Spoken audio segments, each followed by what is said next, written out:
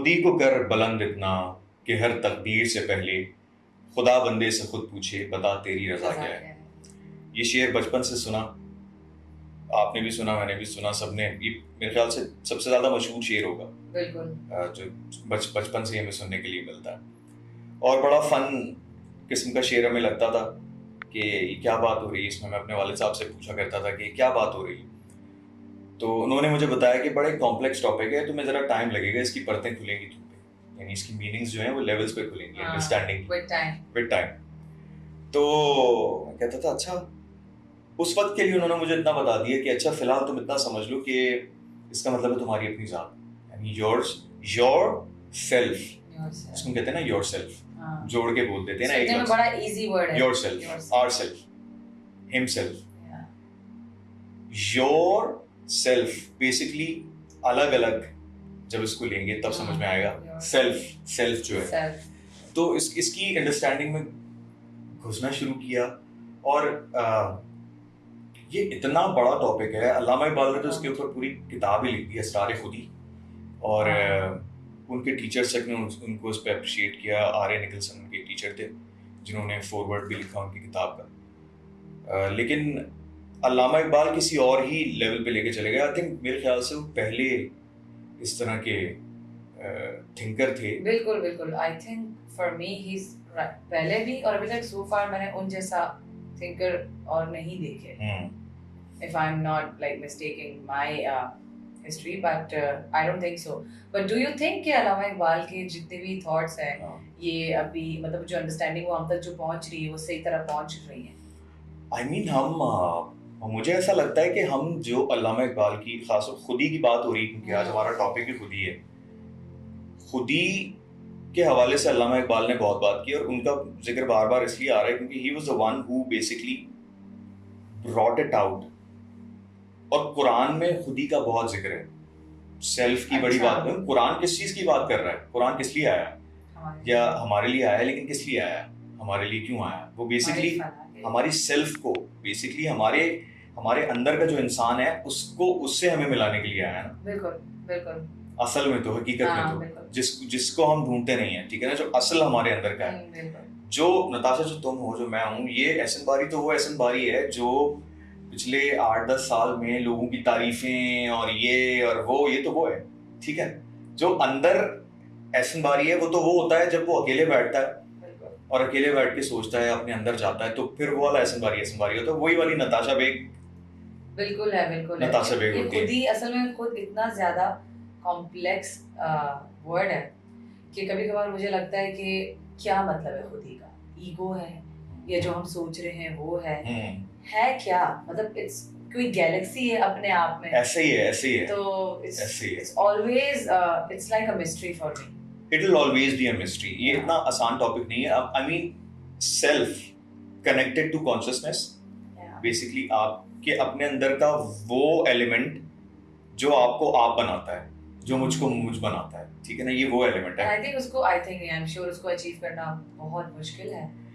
मुझे ऐसा लगता है कि बहुत आसान है, इसीलिए बहुत मुश्किल है, क्योंकि आसान चीजें करना बहुत मुश्किल हो गई हमारे लिए। True that. ऑनेस्ट होना बहुत मुश्किल हो गया ना, कि मैं बेसिकली लिबादा ओढ़ के, माँ ने बेटे के सामने, बेटे ने माँ के सामने, हर किसी ने एक दूसरे के सामने एक एक्टर का मास्क पहना हुआ है, शुरू करना, ठीक है। और वो नेचर है, इंसान की फितरत है, that we play a certain role in front of certain people।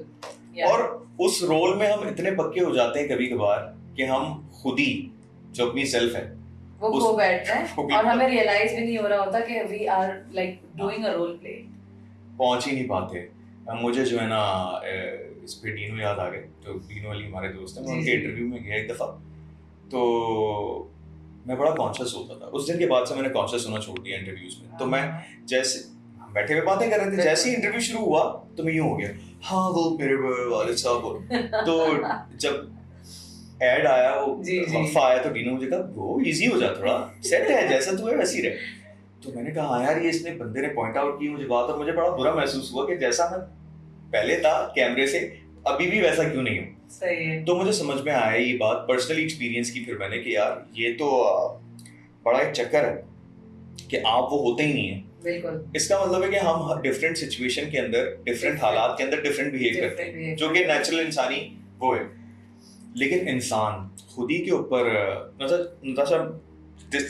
इसको हम इस सवाल से आगे बढ़ाएंगे कि आप परफॉर्म करती हैं, आप स्टेज पे जाती हैं, आप इंटरव्यूज में भी जाती हैं, आप लोगों के सामने आपको बहुत सारा बैठना होता है, ठीक है।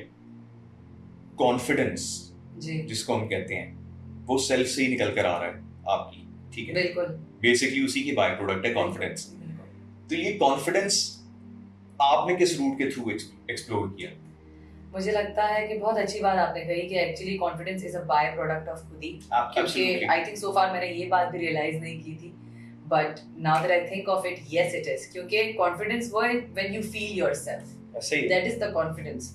तो मुझे लगता है जो अच्छा पूरी जिंदगी मैं लोगों को कॉन्फिडेंट लगी होंगी, मैं बचपन की बात कर रही हूँ, लेकिन मैं बहुत शाय थी, I was not my self and मैं दरबदर चीज़ों में भटक रही थी, क्या पता इससे मुझे अपनी पहचान हो, ये करने से अपनी पहचान हो। इवेंचुअली मुझे अपनी पहचान और मेरा कॉन्फिडेंस जो मिला मुझे मौसीकी के थ्रू मिला, स्टेज पे जाकर मिला, क्योंकि मैं वो बंदी हूँ जिस सबके सामने मतलब एक अगर कोई क्राउड है उसके सामने खड़े रह के, अगर मैं कॉलेज की बात करूँ तो 2 लफ्ज बोलने में मेरे हाथ पैर फूल जाते थे।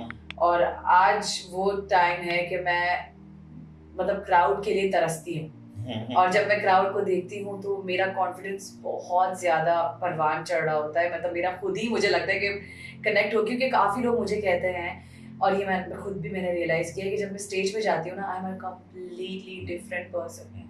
स्टेज से जब मैं उतर जाऊँ, मुझे लगता है 2 लोग हैं मेरे अंदर। Maybe that's your true self, वो आपकी अपनी। Yeah, when I go on stage, I think that is myself, क्योंकि I don't plan it कि मैं ऊपर जाके क्या करूँगी, I just keep it on God कि भाई मेरी इज्जत रख लीजिएगा। मैं स्टेज पे जाती हूँ और फिर जो होता है, I think that is purely who I am। फिर उतरने के बाद शायद फिर मैं लोगों से फिर जब बात करूँ तो I might divert into somebody else, but on stage वो जो कॉन्फिडेंस जो आता है वो मेरा म्यूजिक से आता है, और मौसीकी ने मेरे कॉन्फिडेंस को, मेरे खुद ही को शायद बहुत बुलंद किया है एक तरह से कह सकते हैं। तो मैंने इस तरह फील किया। You know, building up on the question जो आपने अभी किया था कि क्या अल्लामा इकबाल की जो थॉट थी उसको हमने क्या इम्प्लीमेंट किया, मुझे ऐसा लगता है कि हमने सतही तो किया है, बहुत ऊपर से बच्चों की किताबों में डाल दिया उसको, डाल दिया। हालांकि अल्लामा इकबाल जी के जो कलाम है वो इतने कॉम्प्लेक्स है कि वो आपको स्कूल लेवल में कभी नहीं समझ आने। भाई मैं भी पढ़ रहा था चीज कि तेरी फितरत अमीन है मुमकिनाते जिंदगी की, ठीक है ना। इसको जरा सा एक्सप्लोर करते हैं इस बात को। Your nature is care taker of the possibilities of nature. इसको थोड़ा सा सादा अल्फाज में, सादा तरीके से समझने की कोशिश करते हैं, यानी कि तुम्हारी जो फितरत है, ठीक है,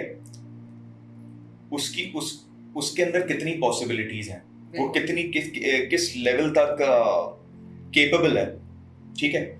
और बेसिकली ये जिम्मेदारी दी गई है तुम्हें कि तुम एक्सप्लोर करो नेचर को। अच्छा, ये कुरान में भी है, ये बाकी सारे स्क्रिप्चर्स में भी बात आ रही है। जिसने खुद को पहचाना उसने खुदा को पहचाना।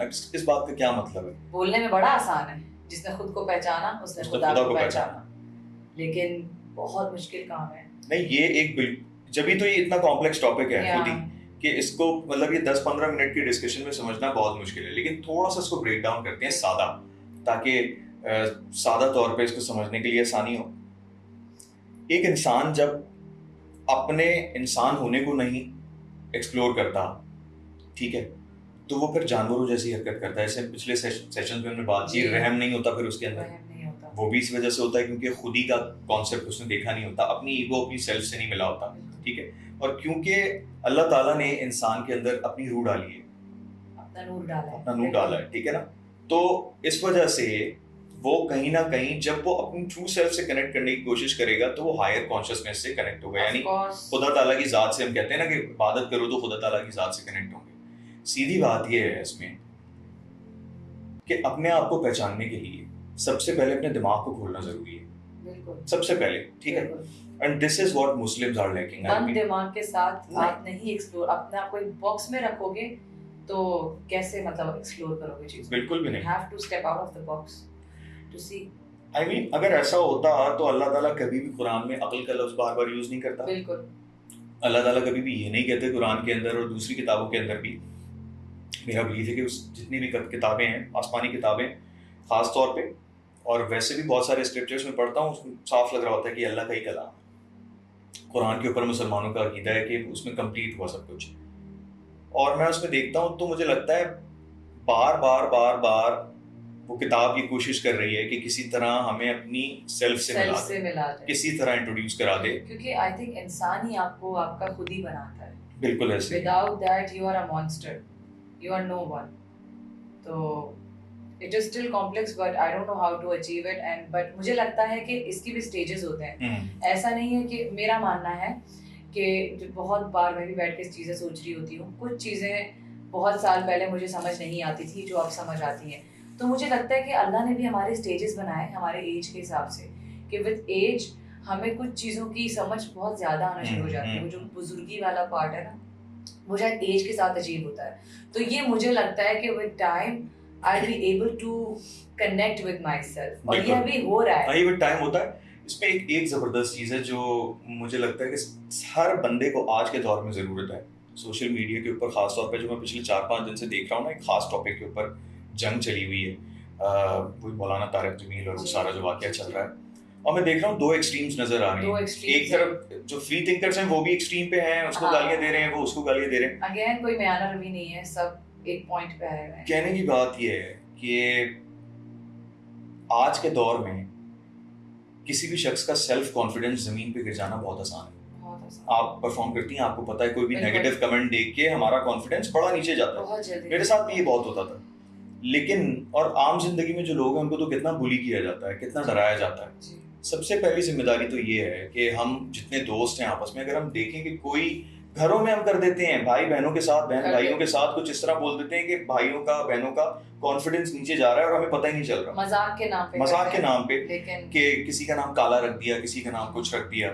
ये बेसिकली डायरेक्ट खुद ही से कनेक्टेड है मेरे हिसाब से। क्यों? क्योंकि वो शख्स जिसका कॉन्फिडेंस ही नहीं बिल्ड होने दिया जा रहा, वो अपनी जात से कैसे मिलेगा? ना उसको टीचर मौका दे रहा है, ना उसको दोस्त मौका दे रहे हैं, ना रिश्तेदार। और सबसे अफसोस की बात बताओ नताशा क्या है कि 90% केसेस में नादानिस्ता तौर पे हो रहा है ये। मतलब लोगों को पता भी नहीं है कि वो किसी के सेल्फ कॉन्फिडेंस को डिस्ट्रक्ट कर रहे हैं और वो कर रहे हैं। I mean this is something that needs to be, लोगों को अपना बिल्कुल एग्जैक्टली मुझे लगता है कि ये चीज़ है जिस पे काम करना है, क्योंकि सेल्फ कॉन्फिडेंस उसी सूरत में आएगा जब हम अपने अंदर से अपनी जात की चीज़ों को निकाल के लाएंगे। यानी कॉन्फिडेंस बेसिकली बहुत ज़रूरी है, और कॉन्फिडेंस उस वक्त तक नहीं आ सकता जब तक आपकी सराउंडिंग वैसी ना हो। एक और सवाल आ रहा था कि खुद ही मतलब इसलिए अचीव नहीं हो पा रही कि we have insecurities. Actually, insecurities का क्या इसमें this may be one of the reasons. This is one of the reason actually कि insecurities इंसान को basically खुद भी बहुत सारी चीजें अचीव नहीं करने देती। इनसिक्योर इंसान को शायद लग तो ये रहा होता है कि वो होल्ड कर रहा है, किसी को रोक रहा है आगे बढ़ने से, लेकिन एट द फर्स्ट प्लेस जो इनसिक्योर आदमी है वो खुद भी he'll get nowhere। मैं फर्स्ट हैंड एक्सपीरियंस कर चुका हूँ इस चीज़ का, हम सब कर चुके हैं, लेकिन मैंने फर्स्ट हैंड एक्सपीरियंस किया है अपने एक बहुत अजीज की तरफ से, मतलब जिसको मैं शायद बहुत ज़्यादा रुतबा देता था अपनी ज़िंदगी में, ठीक है। और उस शख्स ने मुझे वही चीज़ एक्सप्लोर कराई कि इनसिक्योरिटी असल में क्या चीज़ होती है। इनसिक्योरिटी दीमक की तरह से है, और इनसिक्योरिटी जब आपको होती है तो आप अपने आसपास वाले लोगों को भी कोशिश करते हैं तो ब्रिंग देम डाउन, जो आप महसूस कर रहे हो वही चीज़ उनको भी महसूस कराते हो। बिल्कुल, कि नीचे लेकर आओ उसको, नीचे लेकर। बात ये है कि अपनी और वो नमाज पढ़ें, मेडिटेशन करें, इबादत करें, एक बात के ऊपर यकीन रखें कि अल्लाह ताला ने आपको बहुत यूनिक बनाया है। फिंगरप्रिंट सबके अलग है, बहुत यूनिक बनाया है। आप जैसा कोई नहीं है, बाखुदा कोई नहीं है आपके जैसा। आप एक ही नताशा बेग हैं, मैं एक ही एहसन बारी हूँ, और जितने हमारे दोस्त हमारे साथ होते हैं वो सब एक ही हैं, ठीक है। अल्लाह ताला ने खास बंदे को खास मकसद से बनाया है। बस इस बात को अंदर कॉन्फिडेंस लें कि यार अगर आपको अंग्रेजी अच्छा बोलना नहीं आती तो कोई बात नहीं, हो सकता है आप उर्दू के अंदर बहुत सारा कुछ कर दें। अगर आपको क्रिकेट खेलना नहीं आता तो कोई बात नहीं, हो सकता है आप दूसरी किसी फील्ड के अंदर कर दें काम। और ये खुद ही से डायरेक्टली इसलिए कनेक्टेड है क्योंकि 90% लोग मुझे लगता है अपनी सेल्फ से, अपने आप से या अपनी उस खुदी को बुलंद इसीलिए नहीं कर पाते क्योंकि वो मिल ही नहीं पाते उससे। डिटैच इसलिए भी है कि आपने मुझे बता दिया कि यार तुम ये काम नहीं करो, इस काम में तुम अच्छे नहीं हो एहसन, तो एहसन बारी साहब ने उसको मान लिया क्योंकि लैक ऑफ कॉन्फिडेंस था, बिल्कुल अपने ऊपर कॉन्फिडेंस ही नहीं था, खुद ये डिसाइड नहीं किया कि मैं किस काम में अच्छा हूं, दूसरे ने डिसाइड किया। सो यू डोंट नो कि क्या आपके लिए अच्छा है, और इन रिटर्न आपने कभी इसकी कभी उसकी इस तरह लोगों की सुन के जो आपकी खुदी थी वो दबती गई दबती गई दबती गई दबती गई, और दूसरों की जो इनसिक्योरिटीज थी और उस हवाले से चीज़ें आपके साथ में शामिल होती गई। फिर आखिर में आप एक शायद माली तौर पे कामयाब इंसानों में अपने कितने दोस्तों से मिला हूँ जो जिंदगी में करना तो म्यूजिक चाहते थे लेकिन वो नहीं कर पाए, या कुछ और करना चाहते थे वो नहीं कर पाए, ख्वाब था जो नहीं कर पाए, इंजीनियर बनना चाहते थे डॉक्टर बन गए, फलानी चीज बनना चाहते थे फलाना बन गए। और फिर जिंदगी भर एक मिसिंग एलिमेंट रहा उनकी जिंदगी में कि यार ये कर लेते तो हो जाता, या फिर किसी ना किसी हवाले से एंजाइटी उनके अंदर रही। तो मुझे लगता है कि सारी स्ट्रगल्स एक तरफ, लेकिन हमारी एक स्ट्रगल जो लाइफ टाइम है वो है खुद ही से कनेक्शन। एब्सोल्युटली, आई थिंक मुझे तो लगता है कि इतनी बड़ी चीज है, मुझे तो लगता है कि मकसद हयात ही है ये, मुझे लगता है कि इंसान को पैदा इसीलिए किया गया है। ट्रू दैट, वही अगेन जिसने खुद को पहचाना उसने खुदा को पहचाना। एब्सोल्युटली। तो मुझे नहीं लग रहा कि अभी हम लोग we are doing enough to recognize our lord. Enough? हम तो नताशा कहीं और चले गए हैं, हम दूसरे डायरेक्शन ही कहीं और चले गए हैं। हम खुदी के अलावा नहीं, हम उसी के अंदर मसरूफ हैं, हम खुदी के अंदर मसरूफ नहीं। हम उसी के अंदर इसलिए मसरूफ हैं कि हम उसी की फेसबुक प्रोफाइल में घुसे हुए हैं, उसी के इंस्टाग्राम में घुसे हुए हैं, तो उसी के ट्विटर को देख रहे हैं, उसी के कपड़े देख के हमें भी नए कपड़े चाहिए, तो you know we are stuck. एक जबरदस्त एक मिसरा मेरे सामने आ गया फिर हजरत अल्लामा इकबाल का कि मैं इस फिक्र में रहता हूँ कि मेरी इंतहा क्या है। ठीक है, इंसानी दिमाग की और इंसानी बॉडी की, और हमारे अंदर बहुत मैजिकल लिमिटेशंस जोड़ चुके हैं, साइंस की भी लिमिटेशंस जोड़ चुके हैं। और मुझे बड़ी आजकल हंसी आती है, मैं मजाक नहीं उड़ा रहा किसी का, लेकिन मुझे बहुत हंसी आती है। हमारे आजकल बहुत सारे दोस्त जो हैं सोशल मीडिया पे वो बहुत साइंटिफिक पोस्ट्स डाल रहे होते हैं और ये डाल रहे होते हैं, ठीक है ना। साइंस की तो इसके बारे में डिटेल में बात करेंगे, it's another topic though। Science इतनी लिमिटेड है, अभी तो बहुत टाइम लगेगा साइंस को वो चीजें समझने में जो स्पिरिचुअलिटी जो है जिनको बहुत पहले समझ चुकी है। So science, it will take a long time for science to understand even the basics of spirituality और इंसान की जो limitations हैं, बहुत टाइम लगेगा समझने में। I think खुद ही आपको ये इस बात का रियलाइजेशन देता है जो हम अपना आपको एक लिमिट टेस्ट जो होता है हमारा, कि हम किस हद तक क्या चीज कर सकते हैं या जा सकते हैं, अपने आप को टेस्ट करना कि what we are capable of. तो आई थिंक वो खुद ही की वजह से होता है। तो आई जस्ट होप कि you know we get to achieve खुद ही इवेंचुअली।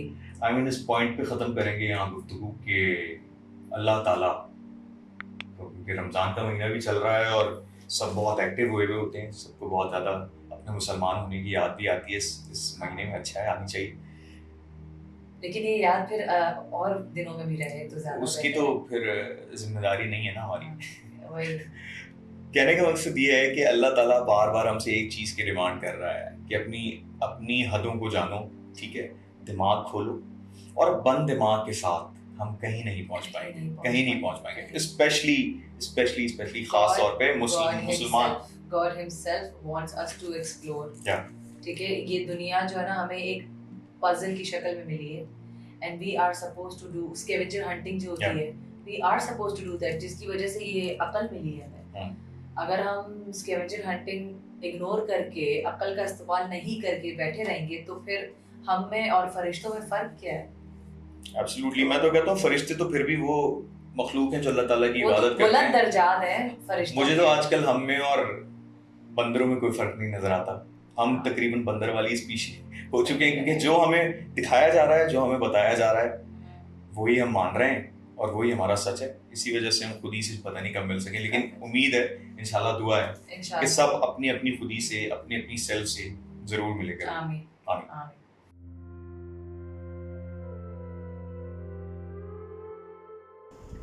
अस्सलाम वालेकुम, मेरा नाम नताशा बेग है और मैं हूँ एहसन बारी। प्लीज़ सब्सक्राइब कीजिए सीको टीवी चैनल को और हमारे वीडियोस को लाइक और शेयर करना मत भूलिएगा और साथ ही साथ बेल आइकन पे भी आप ज़रूर क्लिक कीजिएगा। Thank you so much. शुक्रिया।